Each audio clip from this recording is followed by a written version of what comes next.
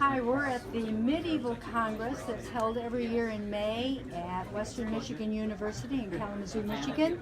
And we're talking to Linda McCabe. Linda, where are you from? I'm originally from Bertrand, Michigan, but I now live in Sonoma County, California. And you're at the Congress because you're an author. Yes, I am. And you've written 2 books. Based epic historic fantasy set in the time of Charlemagne.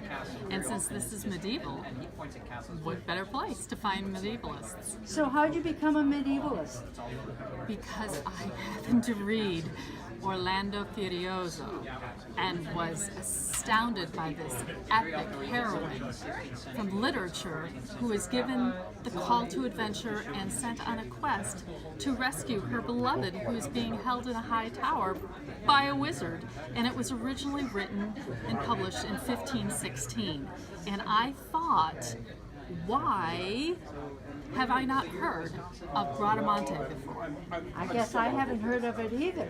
Yeah. So how are your books based differently, or is this a new series? This is a retelling of Orlando Innamorato and Orlando Furioso, 2 epic poems. And what I'm doing is cutting out the boring parts and redoing some things because the poets were marvelous storytellers, horrible historians, and worse geographers. So I am retelling it using modern storytelling techniques for a modern audience, but it is still based in a time and place of Charlemagne in the 9th century. Tell me about the time and the place, in case people don't know. So it is the Frankish Empire, which is modern, today is Europe. Okay. The Frankish Empire under Charlemagne encompassed most of Europe, and I have been to France twice to see the places I was writing about. So when I say that there's some mountains there and they look striated, that's because I saw them.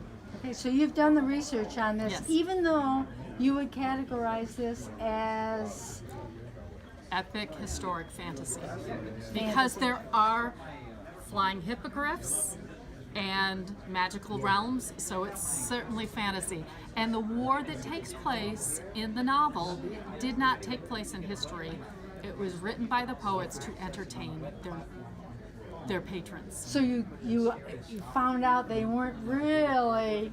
No, they were horrible historians. They were doing it to entertain, which is what the power of fiction is. So I am adapting it for modern audiences so they will enjoy these epic poems. Thank you, Linda. Appreciate your time. Okay.